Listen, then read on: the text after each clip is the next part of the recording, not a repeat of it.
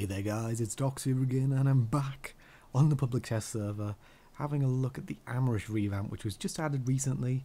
They're doing weekly updates now, so last week's live update was put on and this update was added to the test server and it is looking amazing. I've been having a look at some of the revamp bases and some of the new bases and I've picked a couple of them that really stood out for me.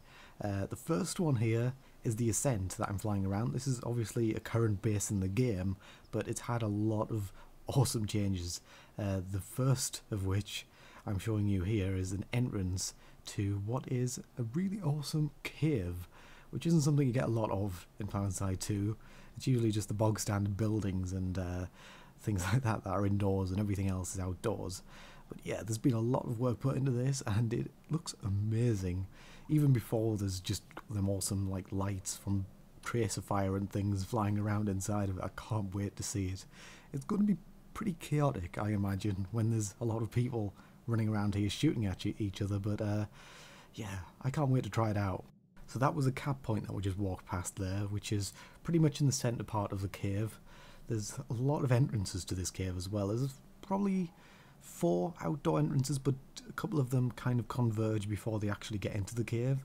But it does give you plenty of options for attackers and defenders to like place sunders outside of one entrance, like the one that I just entered through, and maybe defenders going through the central entrance. But there's another entrance here that I'm about to go through, which is actually part of a new road that they've added going up to the Ascent as well, which is another awesome part about this revamp, because Amerish, I say it's one of my favourite continents, but the problem I have with it is right now on live, when you're trying to get to a base, it can sometimes be incredibly frustrating just trying to find a way up. And I know that partially it's just to prevent people from just zerging up to one base, but it just makes it really annoying when you're trying to find the way up and you just want to get up and it takes ages. Unless you're flying up there, it can be really annoying.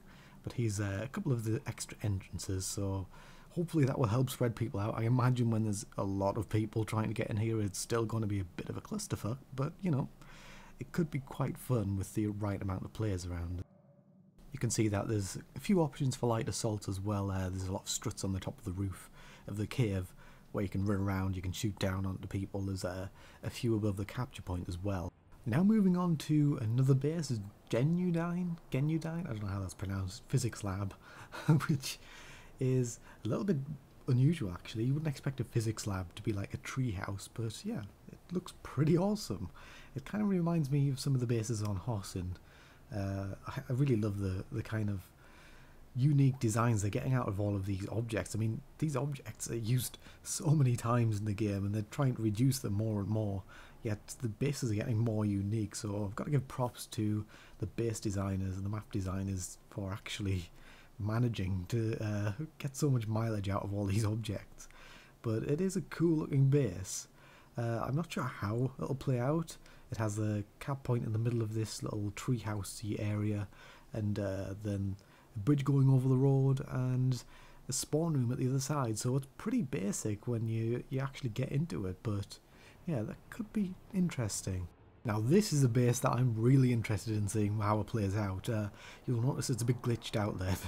It keeps going from night to day. The skybox is a little bit weird. But this is Heyoka Chemical Lab. It's one of the old satellite bases for Heyoka Tech Plant, but now it's its own base in the lattice system like it is on Indar and Esamir. And it has a moat. And I don't know, there's something really awesome about that. I just love it. So it has a lot of little bridges going all the way around it so you can get across it on foot, but there's only 2 larger bridges like this with these cool little light sort of things where there's a little panel at the other side of the bridge which controls what empire actually can go across it. So if it's set to a different empire and you try to drive across it, then you'll fall through and you'll die. Unfortunately, the water below, you die as soon as you hit it. Even if you're in a vehicle, if you're just on foot, you just instantly die. So they haven't got water in properly yet, but hey, you know, they kind of explain it by having it sort of look like sort of green and chemicals and stuff inside it. So yeah, I guess that's how they're explaining why water just kills you in PlanetSide 2 right now. I can't wait until actual water gets into the game. So we're back to another current base. This is Splitpeak Pass, and you can see the bridge there. That's the current one in game, and this one is a new bridge that I've added, which is awesome because it kind of got annoying when you're trying to get across to the other side of the base where the cap points were and things, and there was only one bridge and it was camped. So now we have two bridges, and there's lots of various other changes to the base. There's a teleporter down into the vehicle bay right there, and we can go down into this cave. And I don't know, I have a thing for caves right now, and I think it's just because of the novelty of not having them in the game, and suddenly we get all of these caves. So yeah, I kind of like it. So now moving on to the last base that I want to look at. It is called Subterranean Nanite Analysis. Yeah, it's a bit of a mouthful, but I actually watched this base being developed by one of the developers on PlanetSide 2. He live streamed it, and I got to see it in the early stages of being made. It was pretty damn awesome, and actually I think it's probably one of my favourites out of all of these new bases on Amerish. He also did a stream of another base being made on Friday Night Ops the other week, so I definitely check that out if you can, because it was pretty cool. It was a pretty long live stream, but I really enjoy them. Apparently they're going to do more, but this isn't looking too interesting so far. There's a bit of a rampart here, there's some trees in the middle, there's a generator there. I don't know what that does yet, but we can go down here, and this is the first of 4 underground levels to this base. So that's the subterranean part of the name, I guess. And nanites, something, I don't know.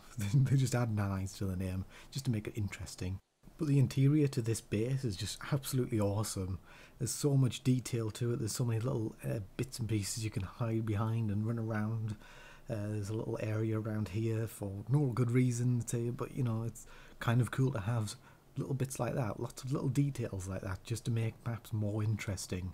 We can go down to another level. There's some cool windows there and a cap point, and yeah, obviously I think this area is a bit more unfinished. The top area is obviously the most complete, and this one again, it's a bit bare, but you know, it's unfinished. And then we have the spawn room right at the bottom as well. So those bases really stuck out for me when I had a look around Amerish. I didn't get to see everything on Amerish, so I probably missed some things, and there are some bases that look kind of cool that I didn't get around to having a proper look around. So if you can, download the test server and check it out for yourself. It's all there, and it's a lot of fun just looking around. But I'm just really excited to see this because they've stepped it up again. You know, every time they've revamped a continent or made a new continent, it's always been better than the last one. And I'd say this is definitely at least on level with Hossin. There's some bases on Hossin that are way better than anything else in the game, but really a lot of these Amerish bases are pretty much on level with that stuff. So I'm impressed, and I'm really looking forward to seeing more of this.